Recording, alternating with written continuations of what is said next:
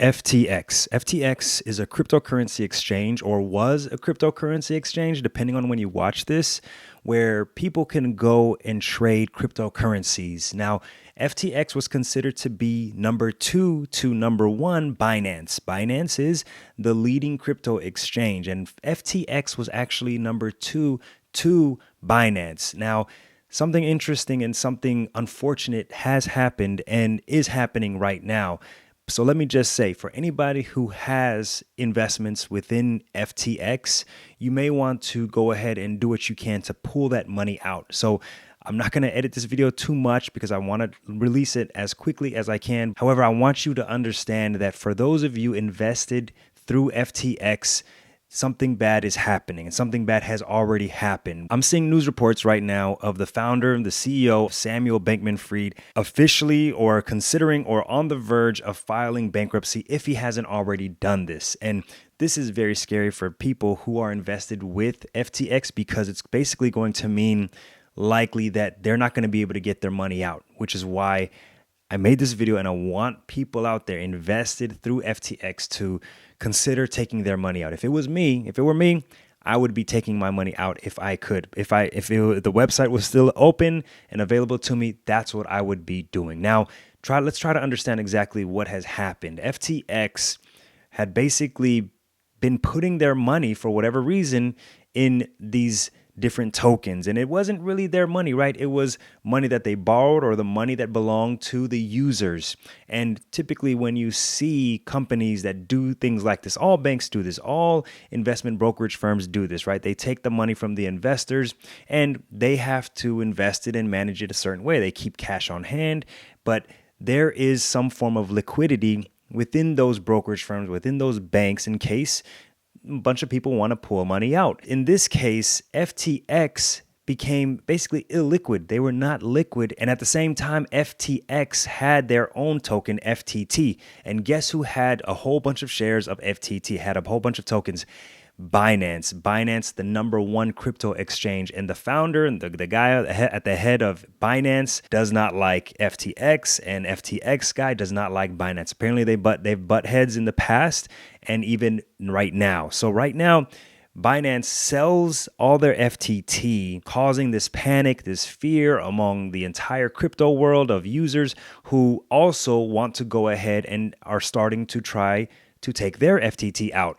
But they're having issues. If you go through Twitter, if you go through the news, you will see that people have been struggling to get their withdrawals out. Again, this is why I say if it were me and I had money and I had investments in FTX, I would be doing what I could to withdraw that money, whatever way I could. And I'm going to share with you a few investments that I would probably throw that money to if I were able to take that money out. Now, the thing about Binance and FTX, in the last couple of days, Binance had announced that they were looking into buying out FTX, but they still had to do their due diligence. And within 48 hours, Binance backed out. And I think once that news broke that Binance backed out, that was the final straw that broke the camel's back. Now, I think you can see that Binance backing out of buying out FTX ultimately was the final straw, because at that point, FTX needed someone to buy them out, to rescue them. And if Binance wasn't going to do it, well, it didn't look like anyone else was going to. And now reports are that the Department of Justice is launching investigations into FTX. So whoever this Sam guy is has got to face the public, got to face the users, and ultimately take responsibility for what has happened. But for those of you who are still new to this whole situation, if I were you, I would do my best to get my money out of FTX, park it in a high yield savings account until I do further research and find out what the next best move will be. And hopefully, in my very unprofessional opinion, it won't involve any cryptocurrencies for a long, long time. Here's the part that really irks me, that really makes me mad, is you've got a guy who's made billions, millions of dollars off of hardworking people, and all of a sudden, within a day, the money's gone. The money is gone. And that's the scary part of cryptocurrency. That's the scary part of this new world that so many of us have thought about getting into or have already gotten into. My philosophy with cryptocurrency, single stocks, these highly volatile assets, investments, is to keep my investment exposure to less than 5%. Once I get above $100,000 to $1 million of capital, I'm probably looking at 1% at the most, 2% at the most, because I'm not trying to put so much exposure into these highly volatile assets that if something were to happen and I was overexposed into these different markets, these different investments, I could lose everything, or I could lose half of my investments, just because, especially with the cryptocurrency world, the crypto world, there is very little regulation right now in this field. So you want to make sure that if you're going to be investing, I'm going to tell you exactly how I would invest, right? How I'm currently investing. That will help you at least plan for the future, because let's face it, folks, cryptocurrency is really not an investment that I'm going to be planning my retirement with, at least not right now, and likely not ever in the future. But for those of you who do seek to want to have cryptocurrency, have exposure to the cryptocurrencies, then again, 1 to 5%, depending on how much capital, how much money you're working with. The higher amount of money that you have, I would be looking at exposing myself to less and less of a percentage to the cryptocurrencies, because of what we see. It's like every month there is another crypto exchange or another crypto program or whatever it's called, a token that's disappearing, that's gone, no longer exists. And it sucks for the people who are buying into these projects with their hard-earned money, their retirement savings, and losing everything, or if not, losing some parts of that money. Something else of interest, Sequoia Capital just marked down to zero the value of its stake in the cryptocurrency exchange FTX. What they have said is, dear limited partner, we are reaching out to share an update on our investment in FTX. In recent days, a liquidity crunch. Remember what I talked to you about? Liquidity crunch. FTX became illiquid. Like, they didn't have the capital, the money to be able to pay their loans, pay their users if they wanted to take money out. Because of that liquidity crunch, this has created solvency risk for FTX. The full nature and extent of this risk is not known at this time. Based on our current understanding, we are marking our investment down to $0. Sequoia Capital's exposure to FTX is limited.